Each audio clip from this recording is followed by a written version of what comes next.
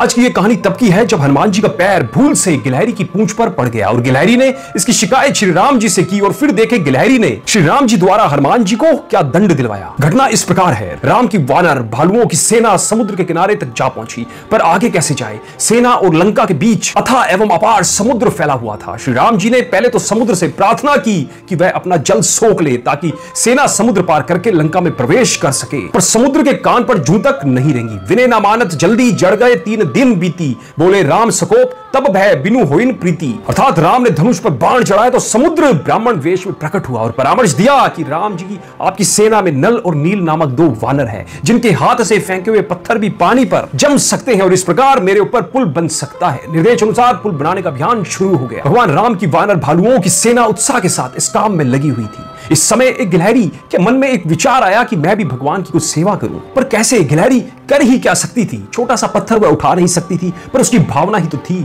वह छोटी सी गिलहरी अपने मुंह से जरा जरा सी राख समुद्र में डालने लगी, साथ ही मुंह में थोड़ा थोड़ा पानी भरकर बाहर डालने लगी। हनुमान जी भी नल नील तक पत्थर पहुंचाने में तत्परता से लगे हुए थे। बार बार आने जाने में गिलहरी उनके पैरों के पास आ जाती थी, जिससे उनकी सहायता कार्य में कई बार विघ्न पड़ता था। इसी बीच हनुमान जी का पैर भूल से गिलहरी की पूंछ पर पड़ गया और उसकी पूंछ दब गई। वह बड़ी घबराई और व्याकुल होकर रोने लगी। जब इस पूरी घटना का पता भगवान राम को चला तो उन्होंने गिलहरी को अपनी हथेली पर रख लिया और सहलाते हुए उससे सारी बात पूछी। गिलहरी ने सब कुछ बता दिया। तब भगवान ने कहा, इस कार्य में हनुमान जी अपराधी है, तुम बताओ उन्हें क्या दंड दिया जाए। गिलहरी सहज रूप से उनका उपकार मानती हुई बोली, भगवान आप श्री हनुमान जी के मस्तक पर अपना हाथ रख दें। सुनकर भगवान आश्चर्य में पड़ गए, बोले यह भी कोई दंड है। गिलहरी ने कहा, प्रभु यदि हनुमान जी महाराज ने मेरी पूंछ नहीं दबाई होती, अर्थात मेरी देह ने उनका चरण स्पर्श ना किया होता, तो आपका यह पवित्र प्यार मुझ जैसे तुच्छ जीव को प्राप्त ही नहीं हो सकता था। इसका श्रेय हनुमान जी को ही जाता है। उन संत की कृपा से ही आपने मुझे इस रूप में अपनाया है। अतः